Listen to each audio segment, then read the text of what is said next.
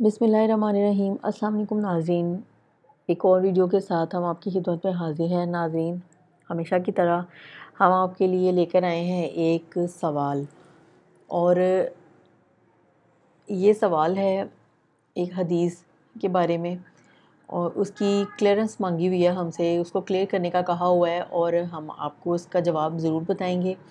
अपनी वीडियो को स्टार्ट करने से पहले हमेशा की तरह आपको एक बात जो हम हर बार कहते हैं कि ये अगर आपने अभी तक हमारा चैनल सब्सक्राइब नहीं किया तो काइंडली इसे सब्सक्राइब कर लें, और हमारी वीडियोस को ज़्यादा से ज़्यादा दूसरे लोगों तक शेयर करने की कोशिश किया करें, ताकि ये इंफॉर्मेशन, सवालात, इनके जवाबात दूसरे लोगों तक पहुंच सकें।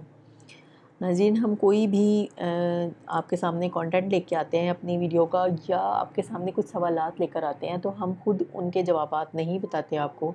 हमेशा की तरह हम उनके जो जवाब हैं वो कुरान और हदीस की रोशनी में, और उलमा कराम की कुतब के जो हवाले होते हैं जिनमें अहादीस रकम होती हैं, हम उन हवाला जात के थ्रू आपको हर जवाब क्लियर करने की कोशिश करते हैं।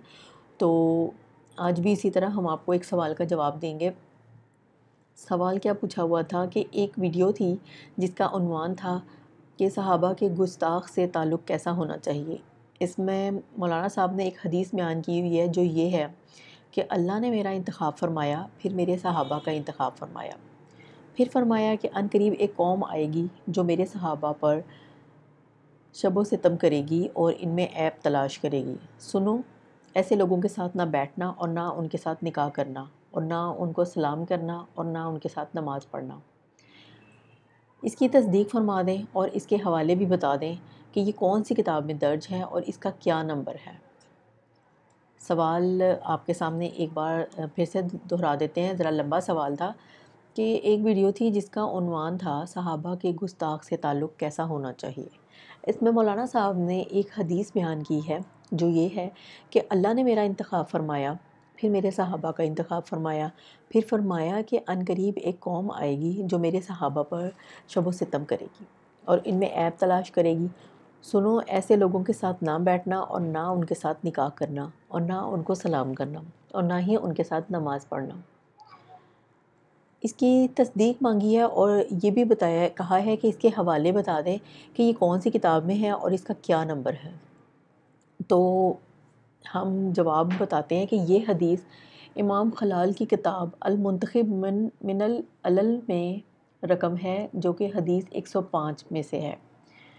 इमाम सयूती ने जामिल अहादीस में दारक़ुतनी के हवाले से ज़िक्र की है, और अल-ज़ोफ़ाल कबीर में भी मुख्तलिफ़ सनदों के साथ मौजूद है।